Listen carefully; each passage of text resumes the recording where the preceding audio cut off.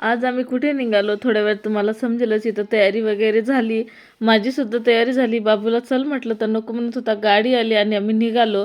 वातावरण तर चांगलं होतं पण मध्येच पाऊस मध्येच ऊन असं चालू होतं आणि असं वाटलं की आज तर भरपूर पाऊस येणार पण काही आला नाही. मध्ये मध्येच पाऊस लागतो थोडा थोडा. त्यानंतर आम्ही पोहोचलो अकोलामध्ये. आणि अकोलामध्ये खरंच इतकं घाण आहे ना की ते घाण बघून मला ना अकोला अजिबात आवडत नाही. तर आईस्क्रीम वगैरे घेतली आणि माझा अर्णव पण मस्त मजा करत होता. जायचं होतं बहिणाबाईच्या घरी कारण की तिच्या मुलीला बघायला आणि ती इथं आली तर सर्वजण आलो आम्ही. तर तिची तब्येत खराब होती. सर्व आवरायचं राहिलं होतं. ती हॉस्पिटलमधूनच आली होती.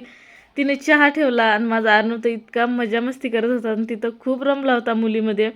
त्यानंतर मस्त आम्ही चहा वगैरे घेतला कारण की आम्ही फौजीला सोडायला आलो होतो अकोला.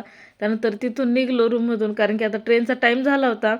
त्याच्यामुळे पटकन निघावं म्हटलं आणि पोहोचलो मग प्लॅटफॉर्मवर. जागाच नाही भेटली. उन्हामध्ये बसलो आणि वंदे भारत ट्रेन आहे ना पहिल्यांदा मी बघत आहे अकोल्यामध्ये. दिल्लीमध्ये तर भरपूरदा बघितली आणि इथं थांबत नव्हती पण आता थांबते.